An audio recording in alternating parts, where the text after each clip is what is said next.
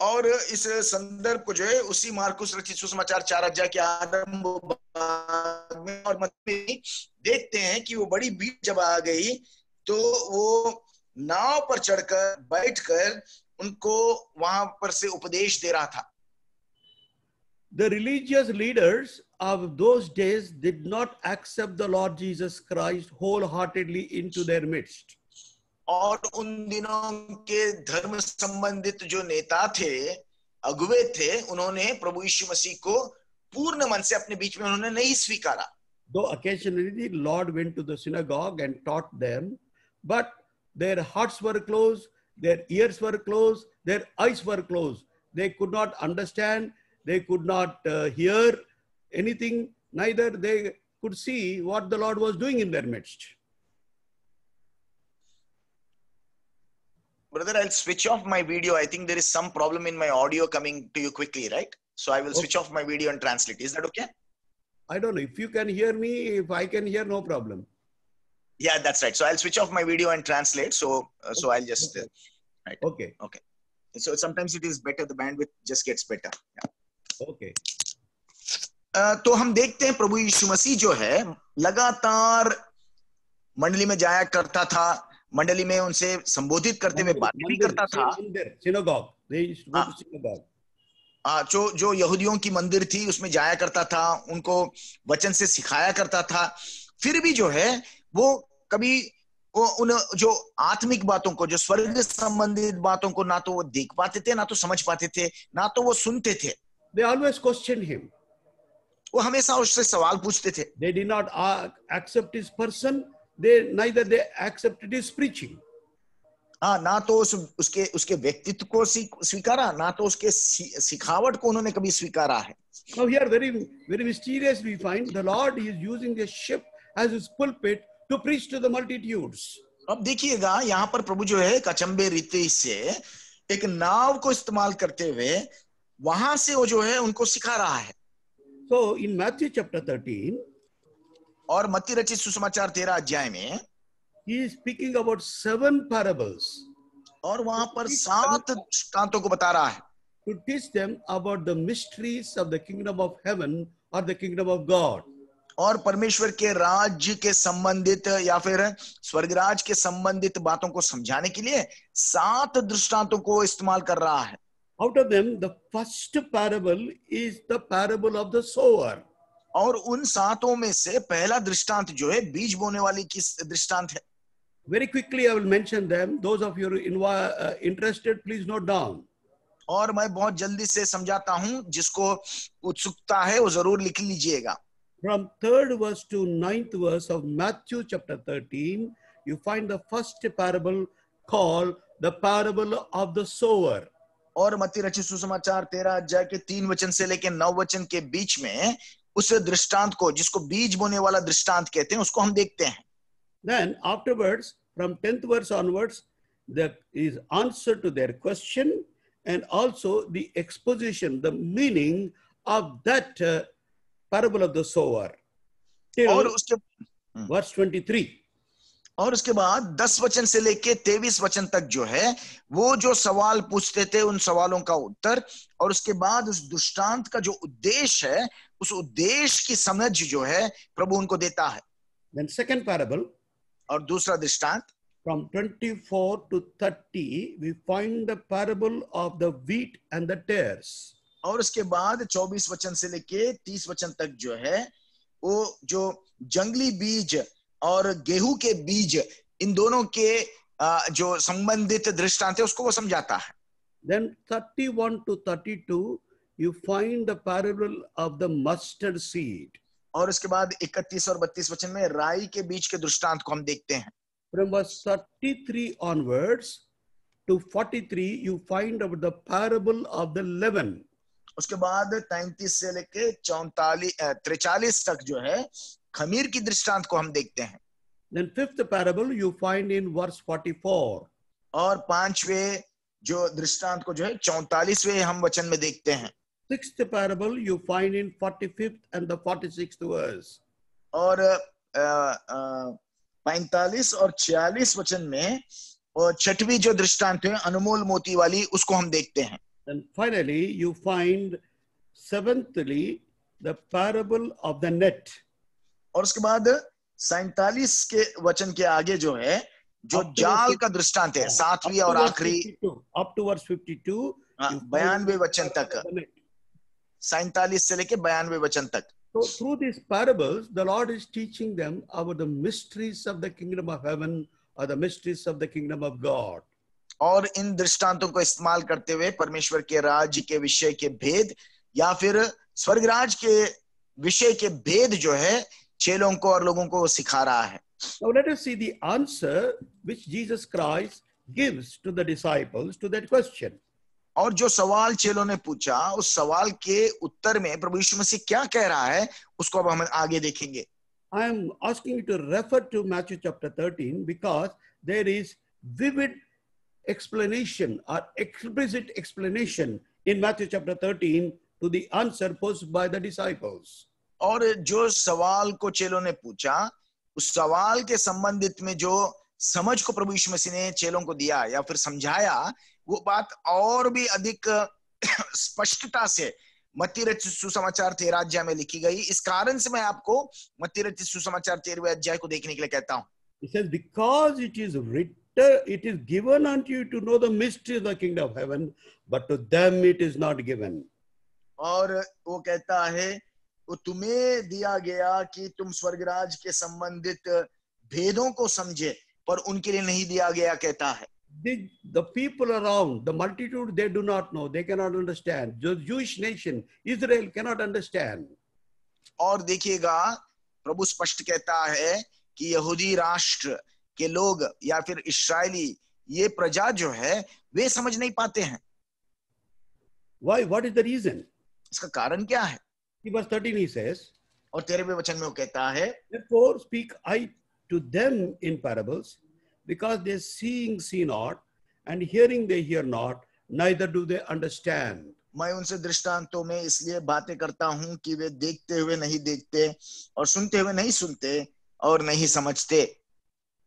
If anybody coming to any meeting, even our meeting, even we also, any one of us, come with a closed eyes, closed mind, closed heart, closed ears, we cannot understand anything. Our meeting will be meaningless. Our Bible study will be meaningless. Everything, whatever we are doing, it will be meaningless. अगर मानिए कि हम में से कोई भी जो है इन सभाओं में, चाहे बाइबल अध्ययन का मीटिंग हो या फिर कोई स्पेशल मीटिंग क्यों ना हो, उन मीटिंगों में अगर हम आंखें बंद कर कान बंद कर अगर हम हमारे मन को भी बंद कर हृदय को भी बंद कर अगर हम बैठेंगे, तो सभाएं कितना भी बड़ा सेवक क्यों ना हो, सभाएं कितनी लंबी क्यों ना हो, हमारे लिए बिल्कुल लाभदायक नहीं, बिल्कुल शून्य दिखाई देंगे। Only those who come with a desire to see and to hear and to understand the things of God, they will be able to see, they will be able to understand, they will be able to receive the blessing. केवल वे जो परमेश्वर के विषयों के विषय में रुचि रखते हुए, इच्छा रखते हुए जो उपस्थित होते हैं, वे ही उन बातों को देख पाते हैं, वे ही उन बातों को सुन पाते हैं और वे ही उन बातों को समझ पाते हैं। Now in Matthew chapter 13, और मत्ती रचित सुसमाचार 13 अध्याय में the Lord is quoting the prophecy of the Isaiahs. और यशायाह नबी की नबुवत को जो है वहां पर वो चर्चा कर रहा है। Verse 14. 14वां वचन को देखते हैं। And in them is fulfilled the prophecy of Isaiah, which said, by hearing ye shall hear, shall not understand, ye shall see, and shall not perceive. और 14 वचन में उनके कहता है, उनके विषय में यशायाह की यह भविष्यवाणी पूरी होती है, तुम कानों से तो सुनोगे पर समझोगे नहीं, और आंखों से तो देखोगे पर तुम्हें ना सूझेगा।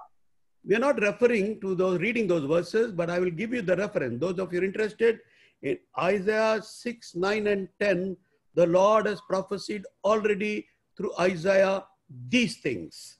और इन बातों की नबुवत जो है प्रभु ने यशायाह नबी के द्वारा, यशायाह नबी की किताब 6 अध्याय के 9 और 10 वचनों के द्वारा पहले ही कह रखा है। And when Paul went on his voyage to Rome in Acts chapter 28, और प्रेरितों के काम 28 अध्याय में जब रोम की तरफ पौलुस जो है यात्रा करने लगा, after this shipwreck and everything through Euroclydon tempest, he reached that Melita island. and went to Rome to appear before Caesar. और हम देखते हैं कैसे नाव पर चढ़कर गया, नाव टूट गया क्योंकि यूरोक्लिडन नामक बहुत बड़ा तूफान आया और नाव जहाज के टूट जाने के कारण से मिलिटा नामक टापू पर हो गए। वहां पर भी कई घटनाएं घटी। उसके बाद जो है वहां से वो आगे यात्रा करते हुए रोम की तरफ अब जो है वो आगे बढ़ता चला जा रहा है। Now in verse 17 we find Acts chapter 28 verse 17. Will you please turn with me for a minute to और Acts प्रेरितों chapter का काम 28, 28 अध्याय 17 वचन। And it came to pass that after 3 days, Paul called the chief of the Jews together, and they were come together. He said unto them, Men and brethren, though I have committed nothing against the people or customs of our fathers, yet was I delivered prisoner from Jerusalem into the hands of the Romans. 3 दिन के बाद उसने यहूदियों के प्रमुख लोगों को बुलाया और जब वे इकट्ठा हुए तो उनसे कहा, हे भाइयों, मैंने अपने लोगों के या बाप दादाओं के व्यवहारों के विरोध में कुछ भी नहीं किया, तो भी बंदी बनाकर यरूशलेम से रोमियों के हाथ सौंपा गया। Then anyway, after his defense and all those things in Rome, और रोम में उसकी सारी जो वाद विवाद के पश्चात, now he's sharing. In verse 24 he says, and some believed the things which were spoken and some believed not. और 24 वचन में वो जो है अपनी मन की बात को बांटते हुए कहता है, तब कुछ ने बातों को मान लिया और कुछ ने विश्वास न किया। And when they agreed not among themselves, they departed. After that Paul had spoken one word. Well spake the Holy Ghost by Isaiah the prophets unto our fathers. Verse 26-27, he is repeating what prophecy Isaiah has already made about these those who believed not. और वे लोग जिन्होंने विश्वास नहीं किया और विश्वास करे बगैर जो पौलुस से मुड़कर दूर चले गए हैं, उनके बारे में 25 वचन में पौलुस कहता है, जब वे आपस में एक मत न हुए तो पौलुस की बात इस बात के कहने पर चले गए, पवित्र आत्मा ने यशायाह भविष्यवक्ता के द्वारा तुम्हारे बाप दादाओं से ठीक ही कहा। ऐसा कहते हुए जो नबूवत को हमने पहले पढ़ रखा है उस नबूवत को फिर से दोहराता है। And you read yourself afterward this passage 26-27. और इसके बाद अपने समय में तुम 26 और 27 वचन को जरूर पढ़िएगा। Now we'll read verse 28. अब 28 वचन को जब हम पढ़ेंगे and go back to our to Matthew's Gospel chapter 13. और इसके बाद हम मत्ती रचित सुसमाचार 13 अध्याय की ओर मुड़कर जाएंगे। Be it known therefore unto you that the salvation of God is sent unto the Gentiles, and that they will hear it.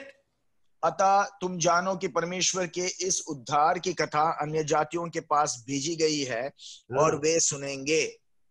So Jewish nation throughout history, they have been rejecting the person of Jesus Christ and the message of Jesus Christ and the mysteries of the kingdom of God or anything whatever Jesus Christ spoke.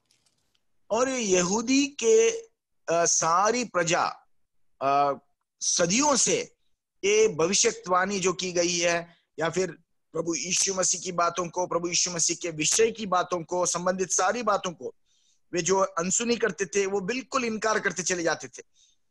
Except some people like Saul of Tarsus. केवल चंद लोग जो इस पर विश्वास करते थे। उदाहरण के तौर पर तारसुस का Saul, You know, he himself thought he sees everything, he hears everything, he knows everything. There is nobody to teach him. और वो स्वयं एक समय में सोचता था कि मैं सब कुछ देखता हूँ, सब कुछ समझता हूँ और सब कुछ सुनता हूँ, इस कारण से मुझे किसी और की सिखावट की जरूरत नहीं सोचता था। हाँ, he was an injurious person. He was a persecutor person.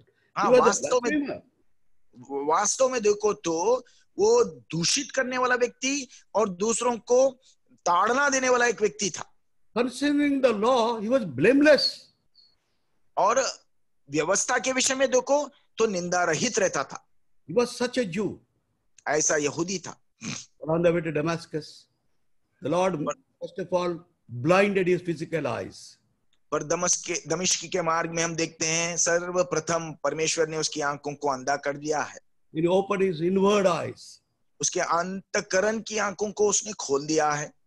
He has taken that stony heart from him, given him the heart of flesh. और उसके हृदय से पथरीले हृदय को, उसके अंदर से पथरीले हृदय को निकालकर मांस के हृदय को उसने दे दिया है। He was radically and totally transformed. और एक बहुत ही प्रभावशाली रीति से और संपूर्ण रीति से वो जो है तब्दील किया गया है। So why these people did not understand what Jesus Christ was saying? और क्यों वे लोग जो है प्रभु यीशु मसीह जो कुछ कहता था उनको क्यों नहीं समझ पाते थे? Come back to Matthew's Gospel chapter 13, मत्ती रचित सुसमाचार 13 अध्याय को अगर हम लौट कर आएंगे, verse 15. 15 वचन। But this people heart is waxed gross, their ears are dull of hearing, their eyes they have closed, lest any time they should see with their eyes and hear with their ears and should understand with their heart and should be converted and I should heal them. क्योंकि इन लोगों का मन मोटा हो गया है हाँ. और वे कानों से ऊंचा सुनते हैं और उन्होंने अपनी आंखें मूंद ली है, कहीं ऐसा ना हो कि वे आंखों से देखें और कानों से सुने और मन में समझें और फिर जाएं और मैं उन्हें चंगा करूं। Notice these three things. Heart is gross, waxed gross, ears are dull of hearing, ears they have closed. That's why they are not able to understand what the Lord was telling them. They didn't want to be converted. They didn't want to be converted. They did not want to be healed by the Lord Jesus Christ. और इन बातों को बड़े ध्यान से सुनिएगा कि उनका मन मोटा हो गया था, कानों से ऊंचा सुनते थे और उनकी आंखें मूंद ली है, उन्होंने स्वयं आंख मूंद ली है और वो ना तो सुनना चाहते थे, ना समझना चाहते थे, वो ना तो चंगाई जाना चाहते थे, ना तो वो प्रभु से वो छुटकारा पाना चाहते थे। Now, they always rejected the Lord Jesus Christ. वो हमेशा प्रभु यीशु मसीह को जो नकारते जाते थे, इनकार करते चले जाते थे। They rejected the prophets from time to time in the Old and the New Testament whom God has sent into their midst. और उनके बीच में जिन नबियों को प्रभु, चाहे वो पुराने नियम के समय में हो या नए नियम के समय में क्यों ना हो, उन सारे जो भेजे गए नबियों को जो है वो तुच्छ जानते थे, इनकार करते थे। In Isaiah chapter 1, as we already know, 1 to 8, you can read afterwards. और बाद में पढ़िएगा यशायाह नबी की किताब 9 अध्याय पहले 8 वचन में। What do we read about them? और उनके बारे में हम क्या पढ़ते हैं?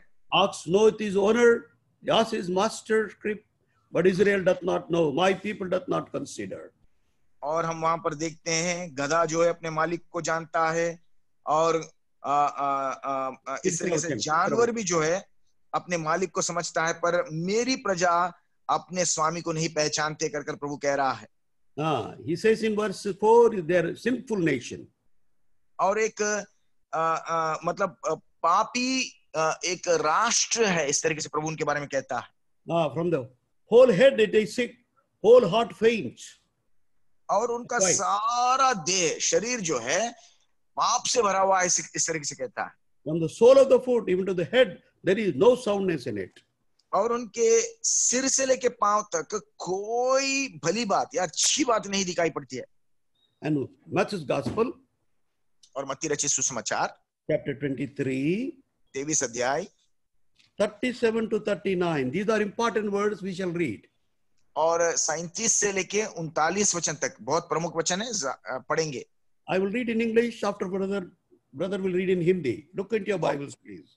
और अपने अपने बाइबल में आप जरूर देखिएगा, भाई इंग्लिश में एक वचन, मैं हिंदी में दूसरा वचन, इस तरीके से हम पढ़ेंगे। Oh Jerusalem, Jerusalem, thou that killest the prophets and stonest them that are sent unto thee, how often would I have gathered thy children together, even as a hen gathered her chickens under her wings, and he would not.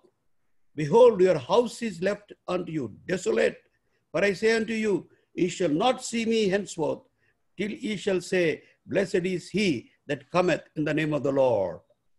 मत्ती रचित सुसमाचार 23 अध्याय 37 से लेके 39 वचन तक। हे यरूशलेम, तू भविष्यवक्ताओं को मार डालता है और जो तेरे पास भेजे गए उन पर पथराव करता है। कितनी ही बार मैंने चाहा कि जैसे मुर्गी अपने बच्चों को अपने पंखों के नीचे इकट्ठा करती है, वैसे ही मैं भी तेरे बालकों को इकट्ठा कर लूं, परंतु तुमने ना चाहा। देखो, तुम्हारा घर तुम्हारे लिए उजाड़ छोड़ा जाता है, क्योंकि मैं तुमसे कहता हूं कि अब से जब तक तुम ना कहोगे धन्य है वो जो प्रभु के नाम से आता है, तब तक तुम मुझे फिर कभी ना देखोगे। जब तक you will not be able to see me. और जब blessed is he that cometh in the name of the Lord. जब तक कि तुम नहीं कहोगे कि धन्य है वे जो प्रभु के नाम से आते हैं, तब तक मुझे फिर कभी ना देखोगे कर कर प्रभु कहता Your है। house is left desolate. तुम्हारा घर जो उजाड़ छोड़ दिया गया है। And coming to Matthew's Gospel, और मत्ती रचित सुसमाचार में chapter 15, 15 अध्याय what the Lord says, 7, 8, and 9. और 7, 8 और 9 वचन में प्रभु क्या कहता है? Hypocrites, well did Isaiah prophesy of you, saying, this people draweth nigh unto me with their mouth, and honoreth me with their lips, but their heart is far from me. But in vain they do worship me, teaching for doctrines the commandments of men. हे कपटियों, यशायाह ने तुम्हारे विषय में यह भविष्यवाणी ठीक ही की है। ये लोग होठों से तो मेरा आदर करते हैं, पर उनका मन मुझसे दूर रहता है, और ये व्यर्थ मेरी उपासना करते हैं, क्योंकि मनुष्यों की विधियों को धर्मोपदेश करके सिखाते हैं। Religious activity is going on everywhere. Now Zoom has become the medium. Everybody uses the Zoom. But the thing is, what about our heart? What about our eyes? What about our ears? धर्म संबंधित कार्यक्रमों को देखो तो आजकल के दिनों में भी इतने तादाद में बढ़ गए। हर कोई जूम इस्तेमाल करता है, हर कोई वचन सुनाते रहता है, पर हमारे कानों के विषय में क्या, हमारे हृदय के विषय में क्या, हम क्या उसको सुनते हैं, क्या उसको मानते हैं? Are we really able to understand what Jesus Christ is trying to tell us through these incidents which are going around us? हमारे आसपास घटने वाली घटनाओं के द्वारा प्रभु यीशु मसीह हमसे क्या सिखाना चाहता है, क्या बात करना चाहता है, क्या उसको हम समझते हैं? Through the teachings of Jesus Christ in the Gospels about the kingdom of heaven or the kingdom of God, are we able to understand them? सुसमाचारों के द्वारा जो सीख हमें मिलती है परमेश्वर के राज के संबंधित, स्वर्ग राज के संबंधित की बातों को क्या हम समझ रहे हैं, क्या उनको हम स्वीकार रहे हैं? Either are we near and close to God, or are we far away from God? क्या प्रभु के और भी करीब और निकटता के संबंध में आए हैं, या फिर प्रभु से बहुत दूर दिखाई पड़ते हैं? Or our worships, our gathering is becoming vain. या फिर हमारा इकट्ठा होना, हमारी आराधना, ये सब जो है व्यर्थ साबित हो रहा है। Then further, Romans. उसके आगे रोमियो की पत्री। This passage is very, very important. So would और you ये बहुत प्रमुखता रखने वाली संदर्भ वचन है। Romans chapter 11. रोमियो की पत्री 11 अध्याय verse 25. 25 वचन। For I would not, brethren, that ye should be ignorant of this mystery, that ye should be wise in your own conceits, that blindness in part has happened to Israel until the fullness of the Gentiles be come in. हे भाइयों, कहीं ऐसा ना हो कि तुम अपने आप को बुद्धिमान समझ लो, इसलिए मैं नहीं चाहता कि तुम इस भेद से अनजान रहो कि जब तक अन्य जातियों की पूरी रीति से प्रवेश ना कर लें, तब तक इस्राएल का एक भाग ऐसा ही कठोर रहेगा। God for a time, what happened? He has caused blindness into their hearts and to their minds. और कुछ समय तक जो है परमेश्वर ने स्वयं उनके आंखों में अंधापन और उनके हृदय में कठोरता को उत्पन्न कर दिया है। Their stumbling or their fall has become the blessing for the Gentiles. और उनका इस तरीके से डगमगाना, इस तरीके से उनका गिरना जो है अन्य जातियों के लिए आशीष का कारण साबित हो गया है। Romans chapter 11. रोमियो की पत्री 11 अध्याय। Paul begins with a question. एक सवाल के साथ जो है पौलुस इस अध्याय को आरंभ करता है। Verse 1, I say then, hath God cast away his people? God forbid. For I also am an Israelite of the seed of Abraham, of the tribe of Benjamin. पहले वचन के संदर्भ में वो पूछता है, इसलिए मैं कहता हूं, क्या परमेश्वर ने अपनी प्रजा को त्याग दिया?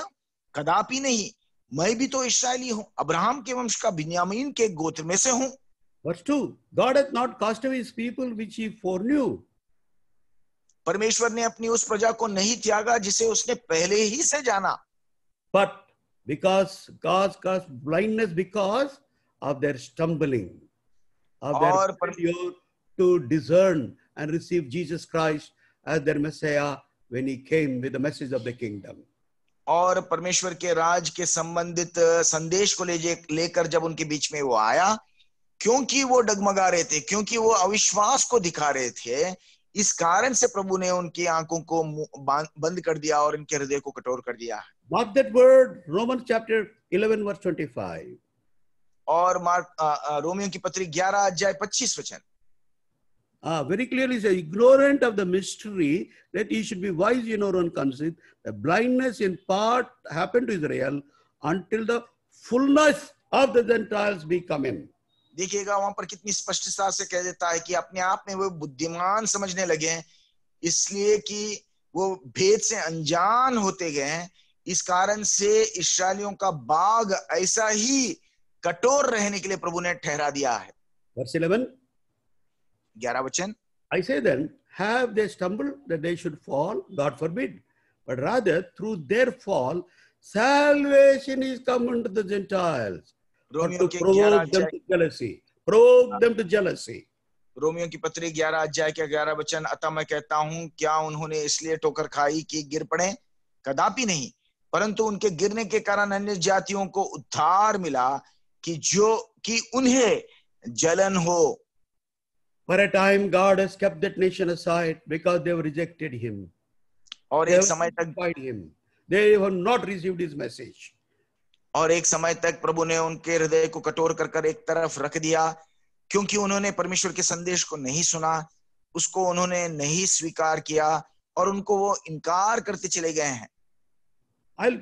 Then verse 12, Romans 11:12. उसके बाद रोमियो की पत्री 11 अध्याय 12 वचन। Now the fall of them be the riches of the world, and the diminishing of them the riches of the Gentiles, how much more their fullness. इसलिए यदि उनका गिरना जगत के लिए धन और उनकी घटी अन्य जातियों के लिए संपत्ति का कारण हुआ, तो उनकी भरपूरी से क्या कुछ ना होगा। Because of the failure of Israel, what happened? और we got all the riches. Gentiles have got all the riches of the world. What Jesus said. इस्राएली प्रजा के चूक के कारण से या फिर हार जाने के कारण से अन्य जाति जो आप और मैं है, हमको सारी धन संपत्ति मिल गई है और सारी उद्धार के जो आनंद है हमको मिल गई है। Their diminishing has become the riches of the Gentiles, but how much more their fullness. और यदि उनका गिरना जगत के लिए धन और उनकी घटी अन्य जातियों के लिए संपत्ति का कारण हुआ, तो उनकी भरपूरी से क्या कुछ ना होगा। Jesus Christ began his public ministry with the message of the kingdom of heaven. और प्रभु यीशु मसीह के जो समाज के बीच में जो सेवकाई आरंभ हुई है, वो परमेश्वर के राज के संदेश से जो है आरंभ हुआ है। 4:17, Matthew chapter 4 verse 17. मत्ती रचित सुसमाचार 4 अध्याय 17 वचन। From that time Jesus began to preach and to say, repent, for the kingdom of heaven is at hand.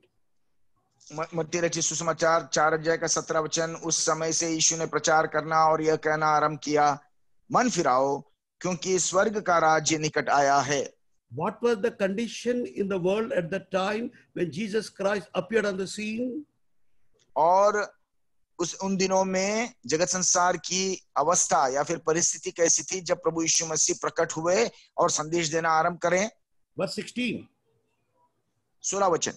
The people that sat in darkness saw great light, and to them which sat in the region and shadow of death, light is sprung up.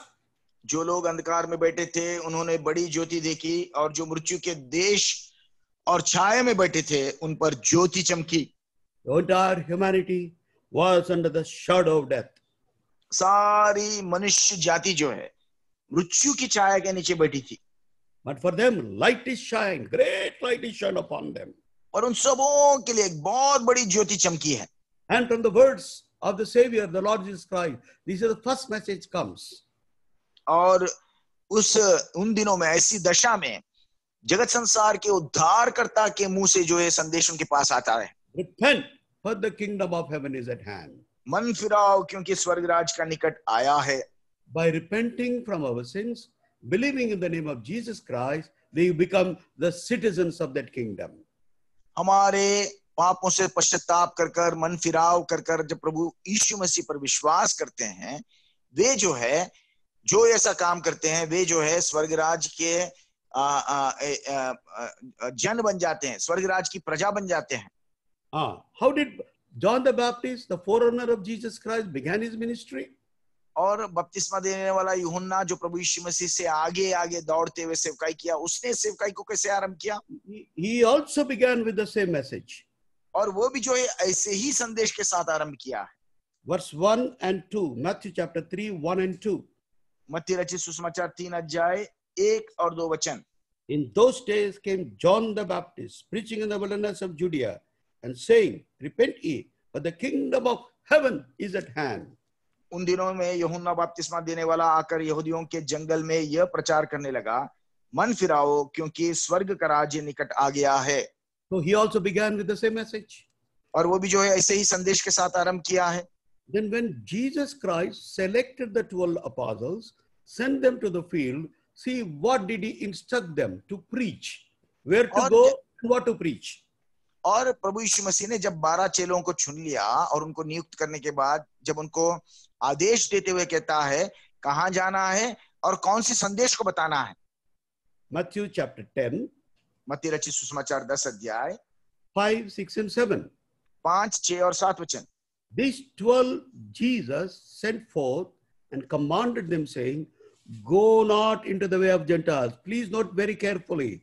Go not into the way of Gentiles, to any city of the Samaritans enter ye not, but go rather to the lost sheep of the house of Israel. Specifically tells them, go to the lost sheep of the house of Israel. And as you go, preach, saying, the kingdom of heaven is at hand. और देखिएगा मत्ती रचित सुसमाचार 10 अध्याय के 5, 6 और 7 वचन में इन 12 को यीशु ने यह आज्ञा देकर भेजा, अन्य जातियों की ओर न जाना। बहुत स्पष्ट से बता रहा है, सामरियों के किसी नगर में प्रवेश न करना, परंतु इस्राएल के घराने ही को खोई हुई भेड़ों के पास ही जाना। बहुत स्पष्ट कहता है कि इस्राएलियों के बीच में ही अपनी सेवकाई को बनाए रखना और चलते चलते ये प्रचार करो, स्वर्ग का राज्य निकट आ गया है। But they did not receive this message. पर इन लोगों ने, इस्राएलियों ने इस संदेश को नहीं स्वीकारा। They rejected the message of the kingdom of heaven given by John the Baptist.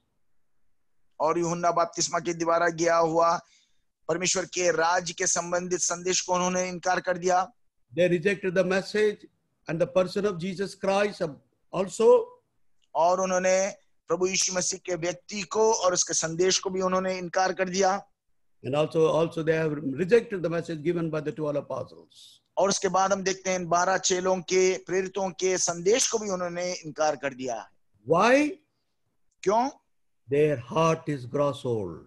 क्योंकि उनका हृदय जो है मांद्य से, मतलब एकदम मतलब मानो कि भ्रष्ट हो गया है। And eyes they have closed. और उनकी आंखें बंद हो गई है। Ears they have closed. उनके कान बंद हो गए हैं। Lest they would be converted. They don't want to be converted. They don't want the Lord Jesus to heal them. और वो नहीं चाहते थे कि मन फिराएं, और वो नहीं चाहते थे कि प्रभु यीशु मसीह उनको चंगा करें। Come to Romans chapter 11 and I'm going to close with that. और रोमियों की पत्री 11 अध्याय की ओर आएंगे, उसके साथ मैं अंत करूंगा। And we'll continue other things later. और बाकी चीजों को कल के दिन हम आगे बढ़ाएंगे। Romans chapter 11. रोमियों की पत्री 11 अध्याय 17 to 21 we shall read. 17 से लेके 21 वचन हम पढ़ेंगे। Responsibly we shall read. If you can read, all right. Otherwise, Brother Jan Gabriel will read. Look हाँ, बारी बारी पढ़ेंगे। तो वरना मैं पढ़ता हूँ हिंदी में 17 से लेके 21 वचन तक। पर यदि कुछ डालियां तोड़ दी गई और तू जंगली जैतून होकर उनमें साटा गया और जैतून की जड़ की चिकनाई का भागी हुआ है, तो डालियों पर घमंड न करना, और यदि तू घमंड करे तो जान रख कि तू जड़ को नहीं परंतु जड़ तुझे संभालती है। फिर तू कहेगा डालियां इसलिए तोड़ी गई कि मैं साटा जाऊं। ठीक है, वे तो अविश्वास के कारण तोड़ी गई, परंतु तू विश्वास से बना रहता है, इसलिए अभिमानी ना हो परंतु भयमान। क्योंकि जब परमेश्वर ने स्वाभाविक डालियों को ना छोड़ा तो तुझे भी ना छोड़ेगा। इसलिए परमेश्वर की कृपा की और कड़ाई को देख। Before I explain this passage, इस वचन के भाग को समझाने से पहले I would request you to read Romans chapter 10 and chapter 11 together to understand more clearly.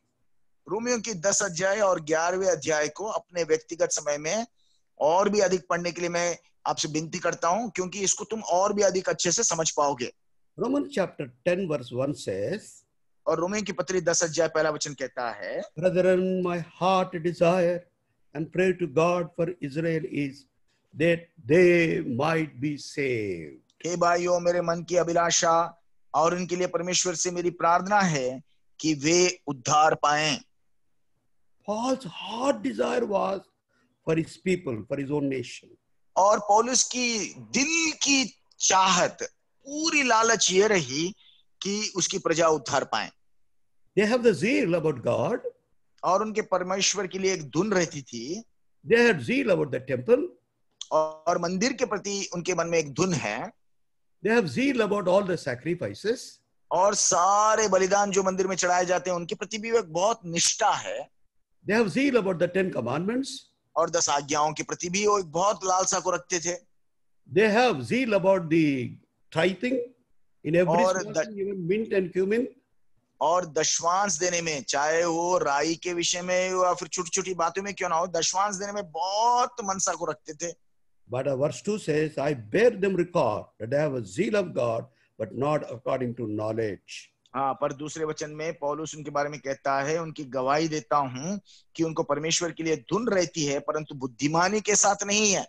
They have zeal in every spiritual activity, but not according to the knowledge of God. आत्मिक विषयों में बहुत धुन लगाकर वो व्यस्त रहते हैं, पर बुद्धिमानी मतलब स्वर्गीय संबंधित बुद्धिमानी के साथ नहीं है। Then verse 3. तीसरा वचन, But they being ignorant of God's righteousness, going about to establish their own righteousness, have not submitted themselves unto the righteousness of God. क्योंकि वे परमेश्वर की धार्मिकता से अनजान होकर और अपनी धार्मिकता स्थापित करने का यत्न करके परमेश्वर की धार्मिकता के अधीन ना हुए। They are ignorant of God's righteousness. परमेश्वर की धार्मिकता के विषय में अनजान रहते थे। Why? क्यों? They want to establish their own righteousness. क्योंकि वो अपनी ही धार्मिकता की स्थापना करना चाहते थे। Therefore, they did not submit themselves unto the righteousness of God. और इस कारण से वो परमेश्वर की धार्मिकता को अपने आप को बिल्कुल सौंपते ही नहीं थे। Who will become righteous? कौन है वो जो धर्मी ठहराया जाता है? Only those who believe in Jesus Christ, they are imputed with God righteousness. केवल वे जो प्रभु यीशु मसीह पर विश्वास करते हैं वे ही परमेश्वर के द्वारा प्रदान किया हुआ धार्मिकता को धारण करेंगे। Verse 4, for Christ is the end of the law for righteousness to everyone that believeth. और 4 वचन में हम देखते हैं, क्योंकि हर एक विश्वास करने वाले के लिए धार्मिकता के निमित्त मसीह व्यवस्था का अंत है।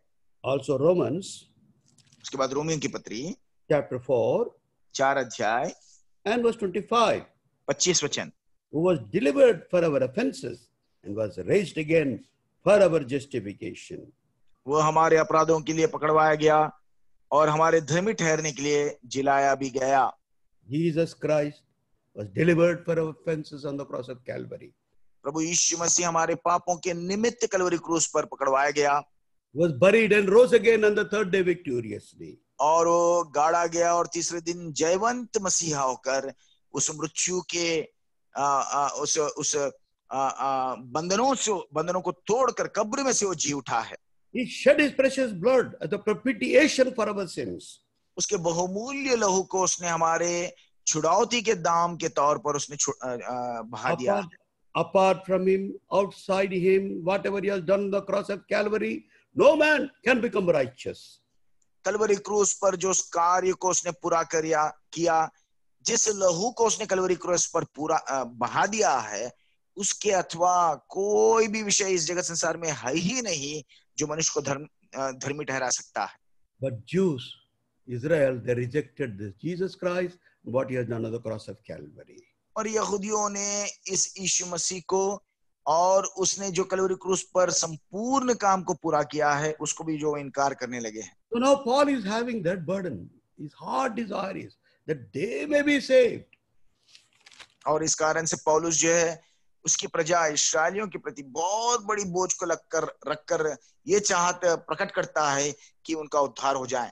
And in chapter 11, verse 1 said, God, have you cast away Israel forever? That's what he's asking him. और 11वें अध्याय के पहले वचन में पौलुस से पूछता है, इसलिए मैं कहता हूं क्या परमेश्वर ने अपनी प्रजा को त्याग दिया है? Are they not chosen people? A क्या वो peculiar, a royal priesthood?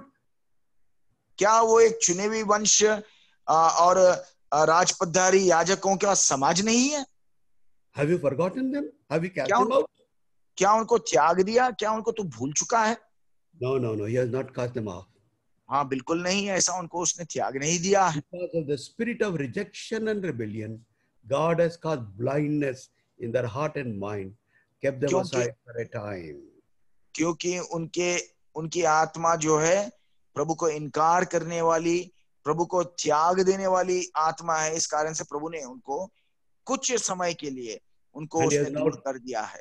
He has now turned toward the Gentiles. और इस कारण से वो अन्य जातियों की ओर मुड़ गया है।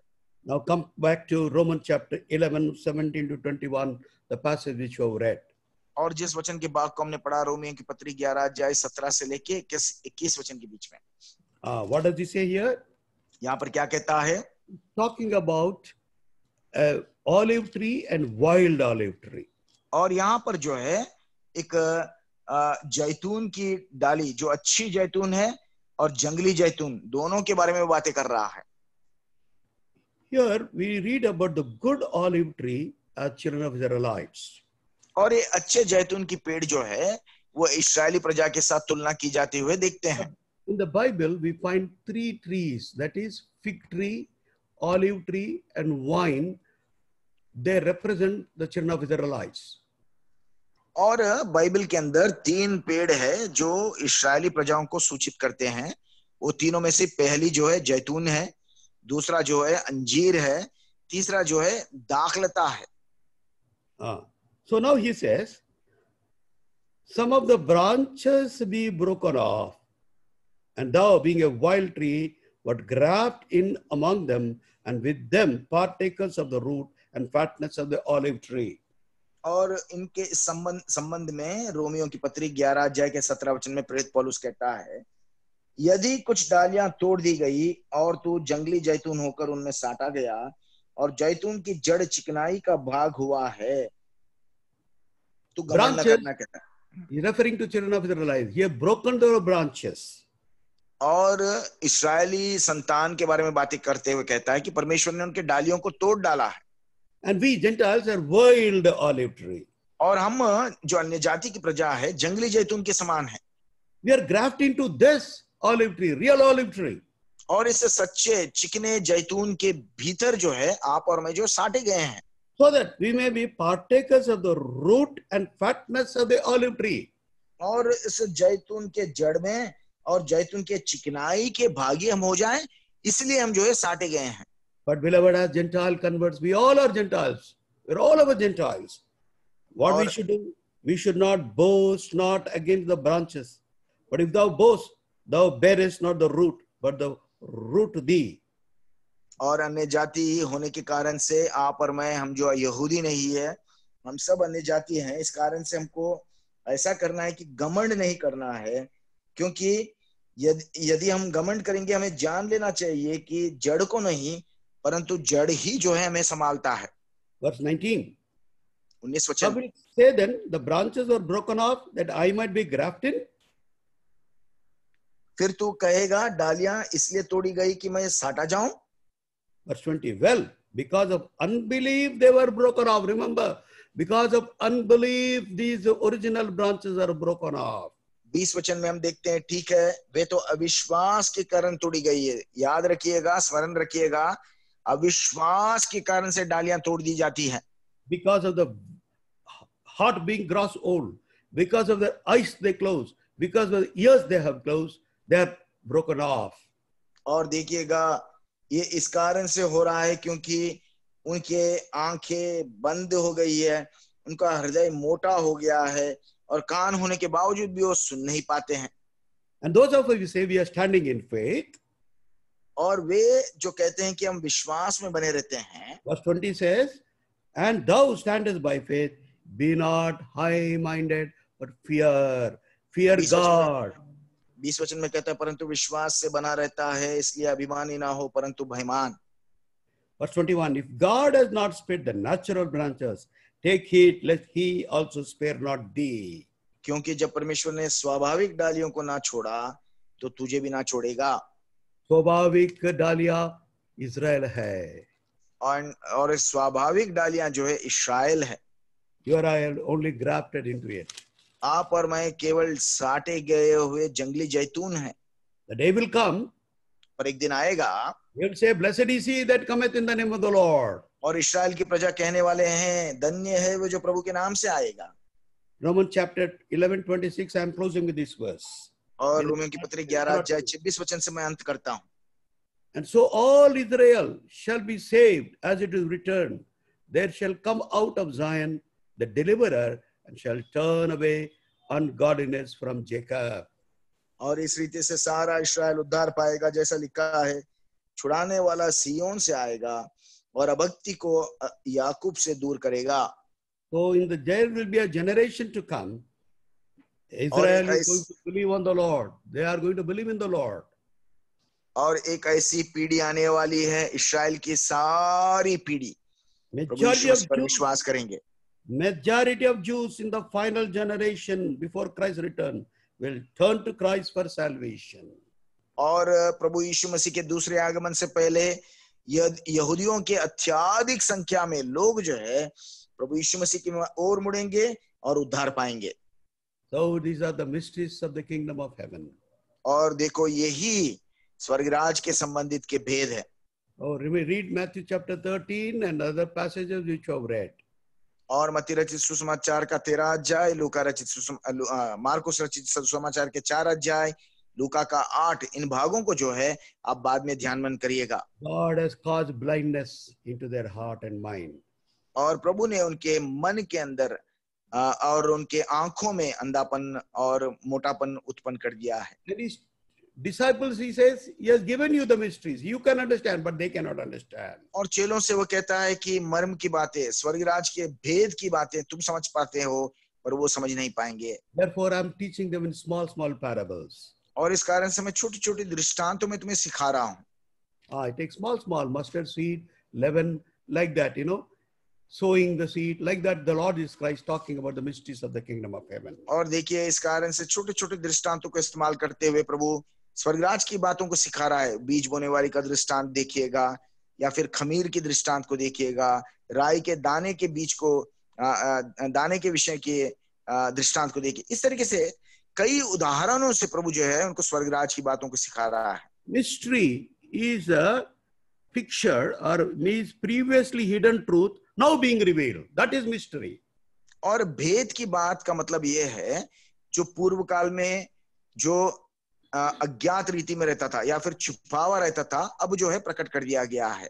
So by the Holy Spirit coming into our hearts, indwelling in us, it illuminates our heart and our mind, makes it supple, makes our heart supple and soft to receive the word of the kingdom of heaven and the kingdom of पवित्र आत्मा परमेश्वर के हमारे हृदय में आने के कारण से हमारे हृदय को ज्योतिर्मय कर देता है, हमारे पथरीले हृदय को नरमियत में वो तब्दील कर देता है। नरम मुलायम ऐसा हृदय हमारा बन जाता है कि हम परमेश्वर के राज के संबंधित बातों को जो है सुन पाते हैं, समझ पाते हैं। That's why we are blessed people. और इस कारण से धन्य और आशीषित प्रजा हम हैं। We are grafted people into the olive tree to be part of the original tree. और जो चिकने जैतून, जो अच्छा जैतून था, उसके अंदर आप और मैं जो जंगली जैतून थे साटे गए हैं और जोड़ दिए गए हैं। Let us not boast. और घमंड ना करें हम। Let us not be high-minded. और अपने आप को ऊंचा ना समझे। Let us be humble. हम अपने आप को नम्र और दीन बनाएं।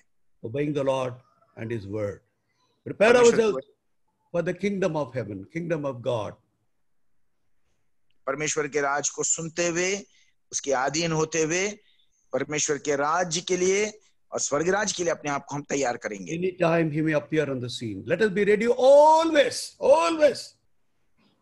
क्योंकि हमारा प्रभु किसी भी समय में जो है बादलों के साथ वो प्रकट होगा, कभी भी किसी भी समय आ सकता है, इसलिए हमको कभी भी तैयार रहना चाहिए। Let us lift up our head and see what is happening around us and among us and among the nations.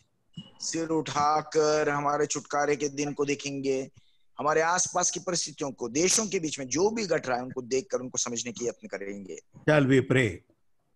प्रार्थना करेंगे। Brother Rao? Why don't you pray? No, brother, you pray, Brother Rao. आइए हम प्रार्थना करें। हमारे प्रेमी पिता, धन्यवाद देते हैं आज के दिन के लिए, आपके वचन के लिए, परमेश्वर के राज के वेदों के विषय हमारे सामने लाए हैं। प्रभु जी, इस्राएल प्रजा का इतिहास आप हमारे सामने लाए हैं। आपके चुने हुए प्रजा थे, आपके आशीष उसके ऊपर बहुतायत से था। यदि भी बहुत बार उन लोग गिरे हुए थे, दूर गए थे, फिर भी आप उनको वापस संस्थापन करते हुए अपने पास निकट लाया। लेकिन प्रभु जी, एक समय आया जब जिस प्रकार पहले से नबूत किया गया, जिस प्रकार पहले से नबियों के द्वारा उनके बीच में प्रकट किया गया, उस नबूत के अनुसार आपका पुत्र प्रभु यीशु मसीह को राज के बारे में, स्वर्ग राज के बारे में, परमेश्वर के राज के बारे में आपके लोगों को बताने के लिए आपने पुत्र को भेजा। उससे पहले है बपतिस्मा देने वाले यूहन्ना को भेजा, और दोनों ने उसकी सेवकाई इन्हीं बातों से शुरू किया, स्वर्ग का राज निकट है, पश्चाताप करो, मन फिराओ। लेकिन इस्राएल की प्रजा उनकी बातों को नहीं मानी, क्योंकि प्रभु यीशु मसीह को उसके विचारों के अनुसार, उसके कल्पनाओं के अनुसार उनको नहीं देख पाया। परमेश्वर की धार्मिकता को इनकार करते हुए अपनी धार्मिकता को उन्होंने स्थापन करने के लिए कोशिश की। इसलिए स्वर्गराज की बातें उन्होंने टुकरा दिया, इनकार किया। यहां तक कि जो इस राज के बारे में प्रचार करने के लिए, इस राज के बारे में वेदों को बताने के लिए जो राजा को एक साधारण मनुष्य के नहीं जब भेजा गया, उन लोग नहीं पहचाना। उनके धार्मिकता के बारे में, उसकी विधियों के बारे में, नियम के बारे में बहुत प्रभु जी उनके पास बहुत जलन थी। बहुत आग्रह के साथ उन वचनों को स्वीकारा, 10 आज्ञाओं को। लेकिन प्रभु जी आत्मा के अनुसार नहीं, अपने मनमानी के अनुसार आज प्रभु जी, इसलिए फिर से एक बार इजराइल की इतिहास हमारे सामने लाई गई है। यदि भी आशीष प्रजा थे, उसके पक्ष में सारे प्रतिज्ञा दिया गया। लेकिन जब राजकुमार, शांति का राजा पृथ्वी पर प्रकट हुआ, पहचान नहीं पाया। इस प्रकार उस राजा को क्रूस के ऊपर चढ़ाए, उसके द्वारा बहुत सारे श्राप उस राज के ऊपर, राष्ट्र के ऊपर आ पड़ी है। उनके आंखें यदि भी वो बहुत कुछ सुने हैं, प्रभु यीशु मसीह के द्वारा सुना, चेलों के द्वारा सुना, बाद में प्रेरित पौलुस भी परमेश्वर के राज के भेदों को प्रकट करते आए, फिर भी वो अंधे हो गए हैं। आपके जो नबियों को, आपके चेलों को इनकार किया, उनको बहुत सताया, यहाँ तक कि सब जो कोई प्रभु यीशु के ऊपर विश्वास किया, सबको यरूशलेम से इधर उधर तितर बितर होना पड़ा। प्रभु जी, आज ये हमारे लिए एक चेतावनी की नहीं है। हम तो केवल एक जंगली जैतून था, जैतून की डाली था, हमारे अंदर कोई योग्यता नहीं था, हम स्वर्गराज से काफी दूर थे, लेकिन आपकी बड़ी दया हुई। ये भेद जो जिस प्रकार हम जो ये जंगली जैतून किस प्रकार एक असली जैतून के पेड़ का भाग हो सकता है, ये एक बड़ा भेद के नहीं प्रभु जी रह गया था। लेकिन आपके पुत्र के द्वारा, पुत्र पृथ्वी पर आने के द्वारा ये भेद हंसते हंसते खुल गई और इस्राएल प्रजा अंधे हो गए और डालियां तोड़ दिया गया। हम जो जंगली जैतून से उसके साथ साटे गए, इस प्रकार उस असली जैतून की जड़ की जो सार को, उसके रुझी सारे बल को हम प्राप्त कर सकें। अब ये प्रभु जी, लेकिन साथ साथ में जैसा रोमी की पत्री 11 अध्याय 26-27 वचन में हम चेतावनी पाते हैं, जब जंगली जो असली जैतून की डालियां तोड़ दिया गया, आज्ञा ना मानने के कारण, ना समझने के कारण, आपकी बातों को ना स्वीकारने के कारण, क्या हम जंगली जैतून के डाली जैसा क्या हम आपके बातों को इनकार करने के बाद क्या हम बच सकते हैं? प्रभु जी, इन दिनों में हमारे लिए बड़ी चेतावनी है।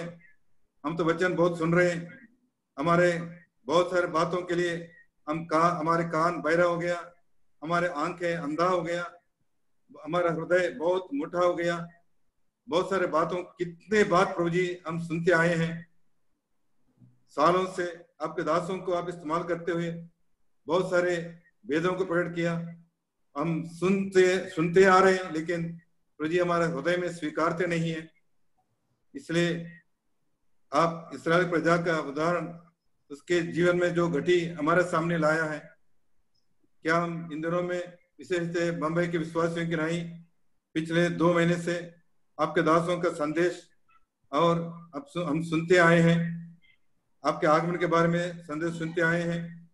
इसके विषय में हमारी रिस्पांस क्या है, हमको परखने के लिए सहायता करें। ये केवल वचन हमारे कान के लिए, हमारे कान के सुनने के लिए अच्छी बात रह गई है, क्या हमारे जीवन में इस कुछ परिवर्तन लाया है? प्रभु जी, परखने का समय आया है। यदि हम इस प्रकार हम सुनते ही जाएंगे, स्वर्गराज के लिए हम तैयार ना होंगे, हमारी हालत क्या होगा? आप प्रभु जी, कितने हम धन्य लोग हैं, अब दुनिया में भिन्न भिन्न परिस्थिति को लाकर आप हमारे साथ हमको जगा रहे हैं। यदि हम नहीं जागेंगे तो प्रभु जी इसका परिणाम क्या होगा? इन दिनों में बहुत परिस्थिति को आप आने दिया, नहीं तो प्रभु जी हम सोए रहते थे, हम ऐसे समझ कर रहते थे कि प्रभु आएगा, टाइम समय है, हम तैयार हो सकते हैं। लेकिन प्रभु जी अब बहुत ही बड़ी जागने का समय आया है। इन परिस्थितियों का बता रहे हैं, पहले सबसे पहले मेरे जीवन में काम करें प्रभु जी, ताकि मैं समय को पहचानूं और चिन्हों को पहचानूं, अंधा न रह जाऊं। इस प्रकार हम सब के सब प्रभु जी इन बातों को देखने के लिए, परखने के लिए, समझने के लिए सहायता करें। हम आनाकानी ना करें, नहीं तो प्रभु जी अचानक उस आवाज सुनाई देगा, हम रह जाएंगे। इसलिए हे प्रभु, मेरे ऊपर दया दिखा, हम सबको दया दिखा। विशेष रूप से बम्बई के अंदर जितने विश्वासी हैं, आपको वचन सुन रहे हैं, हर एक हृदय में काम करें, ताकि ये सुनहरे मौका आप हमें दे रहा है, इसको हम उपयोग करें, आगमन के लिए तैयार हो जाए। धन्यवाद देते हैं, आभारी है प्रभु जी इस समय के लिए, वचन के लिए, फिर कल के वचन के लिए। हम आपकी तरफ बाट जोते हैं। आपके जो जो बातें हमें जरूरी है, उन बातों को आपके दासों के द्वारा हमारे बीच में लिख रहा है। धन्यवाद देते हैं, आभारी मानते हुए ये प्रार्थना मांगते हैं उद्धार का तारणहार प्रभु यीशु मसीह के सर्व नाम में, आमीन आमीन आमीन। सूचना को सुनिए, कल फिर 7:30 बजे बाइबल अध्ययन होगी। इसके लिए आप सब तैयार होकर आइए। और परसों का दिन कारगर की कलीसिया की एनिवर्सरी सभा है, उसके संदर्भ में एक विशेष सभा है, सभा रखी गई है शनिवार का दिन 7 बजे से। शनिवार को 7 बजे से सभा होगी। प्रभु का चुने हुए दास हमारे बीच में परमेश्वर को वचन लेकर आएंगे। उसके लिए आप सबको निमंत्रण है, कृपा करके इसी जूम में आप जुड़ जाइए। 7 बजे, सैटरडे 7 बजे। और कल दोपहर को 3 बजे बहनों की सभा होगी, 3 बजे से तेलुगु और हिंदी में होगी। इसके लिए भी आप सबको निमंत्रण है। कल दोपहर को 3 बजे बहनों के लिए विशेष सभा है, इसके लिए आप सबको निमंत्रण है। और प्रभु इसके लिए भी प्रार्थना करें, सब बहनें इस सभा में शामिल हो जाए। Anything else, brother? Anybody? Anything else to be announced? Sunday evening as usual जवानों की सभा होगी शाम को 7 बजे। और इतवार को दिन सुबह 10 बजे कारगर की कलीसिया के एनिवर्सरी के संदर्भ में उधर आराधना की सेवा होगी। उस सेवा में भी भाग लेने के लिए आप सबको निमंत्रण है। Brother, again, kindly, Yes, brother. the benediction.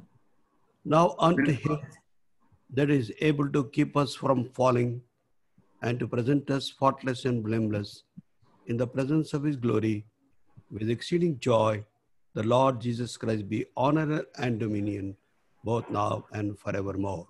Amen. Amen. Amen. Amen. Amen. Amen. Praise the Lord. Amen. Praise the Lord. Praise the Lord. Praise the brother. Praise the Lord, brother. Praise the Lord, sister. Who's it? सबको praise the Lord. Praise the Lord. जय मसीह। Praise the Lord. Praise the Lord. जय मसीह की। जय मसीह। Praise the Lord, uncle. Praise the Lord. Praise the Lord, uncle. Praise the Lord. Very good.